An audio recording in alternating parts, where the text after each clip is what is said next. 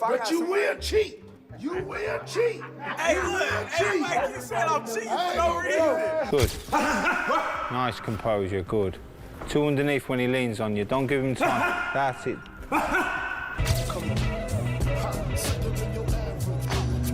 Terence Crawford visits Anthony Joshua's training camp before the Jake Paul fight, causing excitement in the boxing world. He carefully watches Joshua's workouts and spends time around the camp. Their time together shows how serious Joshua is about this fight, as he brings in top fighters to help him improve. Having a pound-for-pound star there adds extra focus and intensity as fight night gets closer.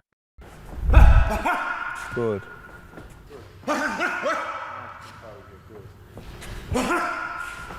Good. Nice composure, good.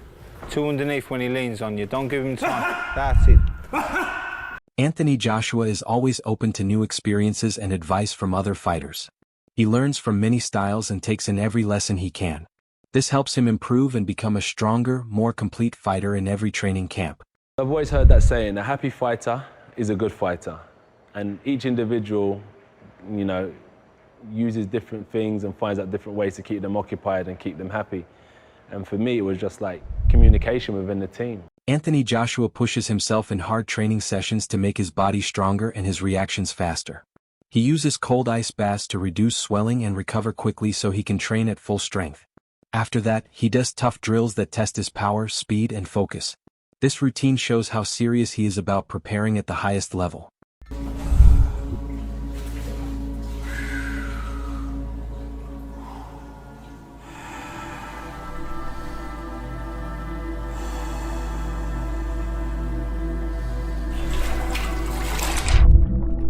Wade Clemens, a combat sports analyst, gives a strong opinion on how Anthony Joshua should fight Jake Paul. He says this is not a fight where Joshua should take his time or try to entertain. Wade believes Joshua should finish the fight quickly and with purpose. He explains that a heavyweight like Joshua cannot afford to give Jake Paul extra time in the ring. Letting the fight go longer could raise questions and hurt Joshua's image. Wade feels the best move is to end the fight early and protect his reputation. With so many people watching, he says Joshua must set the tone from the first bell. Joshua has the size, skill, and power, and Wade insists a fast finish is the smartest way to handle this fight. I believe it'll be, which I think could be a little bit of a feeling out first round for AJ too, then Jake wins to me. And I know that sounds like, oh, but it's true, bro. AJ shouldn't be going rounds with Jake. He just shouldn't. That's a two-time world champion. You know what I'm saying? Olympic gold medalist, gold medalist, two-time world champion. You shouldn't be going rounds with Jake. Jake hasn't fought anybody in, I don't know where they currently rank Tommy Fury, but he hasn't fought anybody in the top 50 in any weight division he's participated in. Mm-hmm. So if that guy's going 3, 4, 5, 6 rounds with you, cooked. But I think if you're putting money on it, I would say AJ, round 3 maybe. Yeah, I'd say, yeah. 2 or 3. 2 or 3. Everybody's kind of jumping on the AJ round 2, AJ round 2. And I'm like, Jake's tough. Could he use his feet for a little bit longer than people imagine? Is it going to be tougher for AJ to land on him early maybe? But I think at a certain point, the cat corrals the mouse a little bit. But we'll see, dude. Who knows? Jake's got some good guys in camp. He brought in Lawrence Okoli. Big Lawrence Okoli now, too. Did you see him? Well, I remember being in Dubai, 3 years ago. Do you remember 3 years ago when we were, commentated, for Deji vs. Merva. And funny enough, from that fight week, Jake Paul went and hung out and went shooting of AJ. Yeah. I think laser tag of AJ. Yeah. 3 years ago on the same week. Wild. That entire week now is coming to full fruition. It was here in Dubai. It was Jake on commentary. First time I had met Jake. Talking shit to Tommy Fury. Lawrence Okoli was on commentary with me, and I was like, how are you a cruiserweight? Because at that time, he was still a cruiserweight, and I was like, how the fuck are you a cruiserweight? You're massive. And sure enough, now he's 265-pound heavyweight. He's way too big, by the way. But, he's got Lawrence in camp. He's got Jared Anderson in camp, what's supposed to have been our great American heavyweight. Anthony Joshua's training camp for the Jake Paul fight is very different from his usual preparation. As a former heavyweight champion, he is known for strict routines and careful planning. This time, the camp is more intense and faster, showing he is not taking Jake Paul lightly.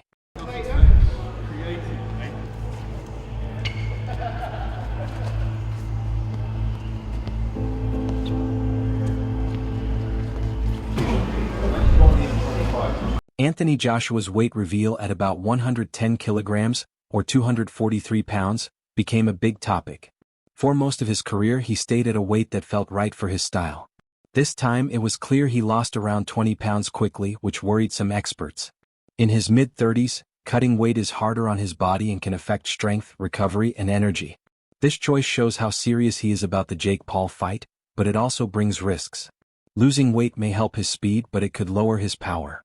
Joshua appears to be finding a balance, lighter to move well but still strong enough to be dangerous. But fundamentally, you're still living life as normal. You're not restricting yourself that much. You know, if you're eating 2 pieces of chicken, maybe you just eat a piece of... You see what I mean? You're not going to the extreme to try and actually dehydrate yourself or anything like that. So it's very different than having to actually hit a specific weight, all right? And to do that in a relatively short space of time, because this fight's, you know, not that long has it been announced, and it's not that long until the fight. It's only 2 weeks away. Eddie Hearn was talking about AJ weighing 265 a couple of days ago. So you're thinking, okay, 20 pounds in 3 weeks? That's not ideal for someone who, again, is in their mid to late 30s, a year in activity, and crucially has never had to hit a specific weight throughout the course of his career. Never had to do it. All right. So it did have me kind of worrying a little bit and thinking, is this a miscalculation, accepting that? Because in terms of him fighting Jake Paul, he's going to win. I mean, there's no ifs about it. He's going to win this fight. It's pretty much a given. All right. But it did have me wondering. Now, AJ, as I said, he took to his social media accounts to show that he's currently weighing 110.6 kg, which is around about 243 US pounds. So that's well under the weight limit. So a lot of people are saying, slam dunk, it's done. Well, I got a few questions on that, because you do have to ask these questions. You're talking about Anthony Joshua, who over the course of the last, 3 years has been solid in the 250s. Hasn't weighed sub 240 or sub 250 since he fought Usyk 3 years ago. And bear in mind, he would have went into camp fully intending to be mobile, speed. He would have spent 3, maybe 4 months working on, what's an ideal weight for that, working on this, that, and the other. So it's not like, a crash diet for the Usyk fight or anything like that. And AJ is someone who loves the resistance training. That seems to be the main thing that he does. And outside of camp, he probably would have thought he was fighting Cassius Chaney, which is the name that a lot of people had in an 8-rounder. Carl Froch, a former world champion known for speaking honestly, shares why this Jake Paul fight may make sense for Anthony Joshua. Froch believes Joshua is in the later part of his career and has already done almost everything, winning titles, filling stadiums, and headlining big events. He says there are not many big fights left for Joshua that fans have not already seen. From Froch's view, taking the Jake Paul fight is not a bad move. It offers a huge payday and worldwide attention. He also mentions a possible fight with Tyson Fury, which would still be massive if it happens. After that, Froch feels Joshua may have little left to prove. He does not criticize the choice and sees it as a smart money decision, saying this fight is more about business and entertainment than legacy. He had a go, and for me, he's found his limit now, found his level, so now he needs to look at his health and look at what he's got after boxing. And if he can make 50 mil, whatever he's making, to fight fucking in a clown world against the clown show, do you know what I mean? Then take the money, man. Yeah. Take it and go and live your life. I can't see AJ fighting for a world title again. I don't know who he fights and who he would beat and how he would get that desire back to become a world champion. But Eddie Hearn's got to sell it and try and say AJ's going to be world champ again. 3-time world champ, but I'm not buying into that bullshit. I think AJ's had a great career. He's done massive things for professional boxing, and now he's at the end of his career and he's cashing out. And who can blame him? I'd do exactly the same at the end of my career. I'd fight fucking Jake Paul for mega money and then drop the mic and then go home. Do you know what I mean? So I'm not going to knock him for doing it. As much as you say that his career is maybe done after this, he has obviously made the jump, left Ben Davison, gone to Usyk. Do you think that could maybe reignite a flame in AJ? Maybe change something that you might not believe is there at the moment? No, he's too old. Too old. I've been 36, 37 years old, but I've never had 150 million quid in the bank. Do you know what I mean? And I think the combination of his age, the fact that he's been flattened a couple of times, and now he's making mega money. Why is he going to try and become a world champion again? He's got to train for 10 weeks and spar really hard sparring.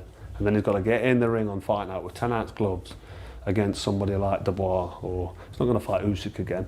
Maybe he sticks around and fights Tyson Fury, because that's another commercial mega fight, which is actually fighting somebody who's on the same level. Because Tyson Fury's not been in the ring now for a long time. Johnny Nelson, a former world champion and Sky Sports analyst, shares a different view on this fight. Instead of focusing on Joshua, he worries about what could happen to Jake Paul. Nelson says Jake could be in real danger if he takes hard punches from someone as big and powerful as Joshua. He admits Jake has improved as a boxer, but facing a former heavyweight champion is a huge step up. Heavyweight power is nothing like what Jake has faced before. Nelson warns that one bad moment could seriously affect Jake's health and future career. We'll see. For AJ, I'm stuck in between. Because nobody on this green earth would actually turn down 50, 60 million to fight Jake Paul. And people that don't like this will probably watch it because they want to see Jake Paul getting knocked out. So what does it say about AJ and what's it say about Jake Paul? I think I was thinking upside down. For AJ, I thought, Mama's cashing out. He's cashing out because he's going down this mimic line. But I thought, in reality, is he? Realistically, he's thinking, you know what? This big mouth YouTuber stroke boxer has the cheek to call me out. I'd be pissed off at that, if I'm honest with you. I'd be upset if I was AJ, thinking, that's disrespect, man. You think you can deal with me? But he didn't. AJ was jovial and he commended Jake Paul's business acumen, saying, we've sat down, the deal's been done. But still, it just leaves an odd taste in your mouth. So as long as AJ gets the job done, and I mean gets the job done, shows his world-class pedigree, and wipes this boy out, then everybody's happy. But how does it enhance his career? The only way it enhances his career is financially. That's it. No other way. There's no props from beating Jake Paul, apart from saying, thank God you shut him up. For Jake Paul now, I got to give this boy props because he now has our attention and the whole world is talking about Jake Paul. I want to say a big thanks to our sponsors, Bet Goodwin, for supporting That Boxing Show. Now, if you're interested in having a little flutter, or as I call it after my dad, Benji's Bets, Bet Goodwin's the place to be. Check out Bet Goodwin using the QR code on the screen. I'm probably all right. I'm probably 90% thinking the fight's going to happen. But I'm struggling. I'm thinking, this boy can't be so stupid. But then you hear a whisper. You hear a whisper that Jake Paul himself might be cashing out.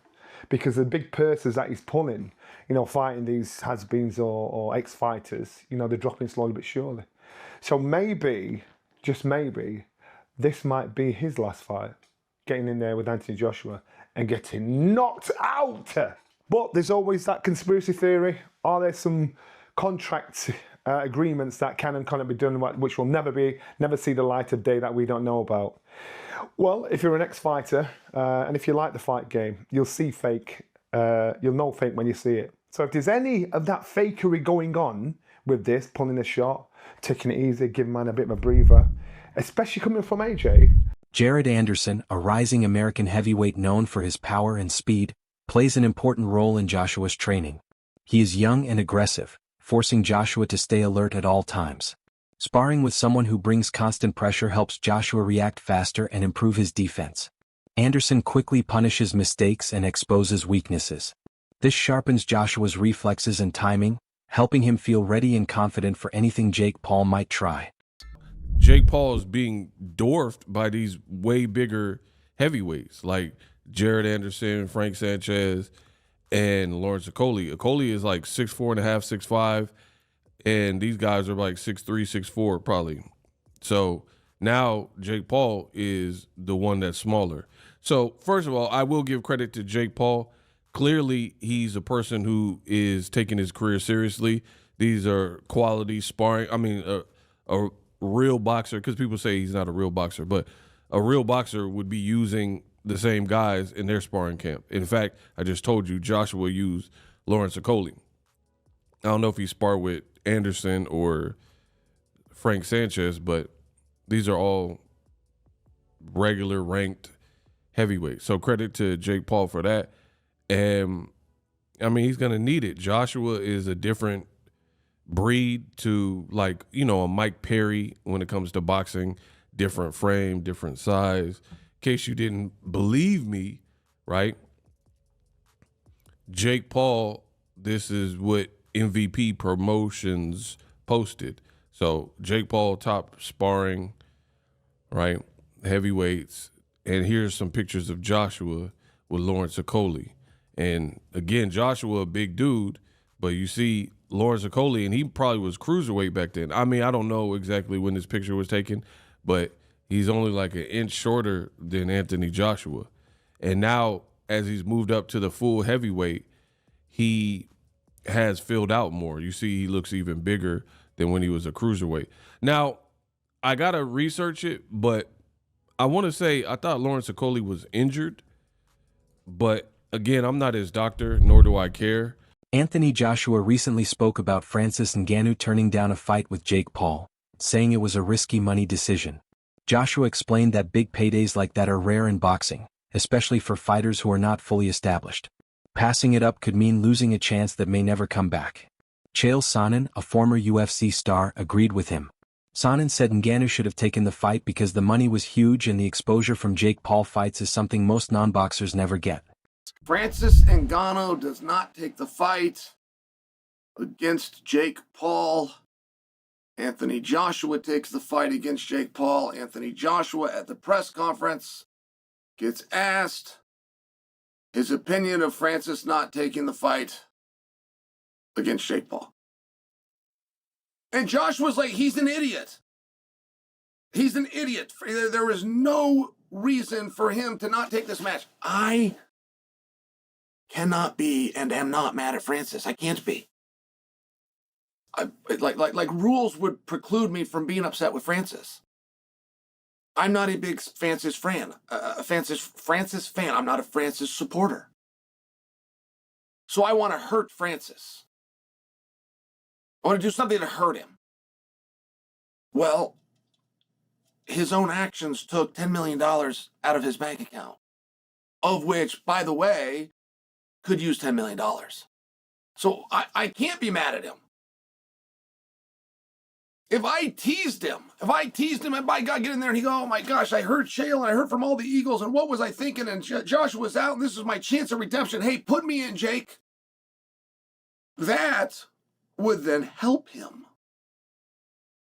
That would be positive for Francis. That would create envy as well as jealousy from outside observers like me. But I will tell you, trying to break down and understand how we got to this conclusion is mind-boggling. You ever met a writer? Your whole life, have you ever met a writer? Maybe went to college for it and they're a writer. Do you want to know the hardest thing in the world that person's going to have to do to make money? Find somebody to pay them to write. It's very, very rare. That's all for today's video. Stay tuned for the next one.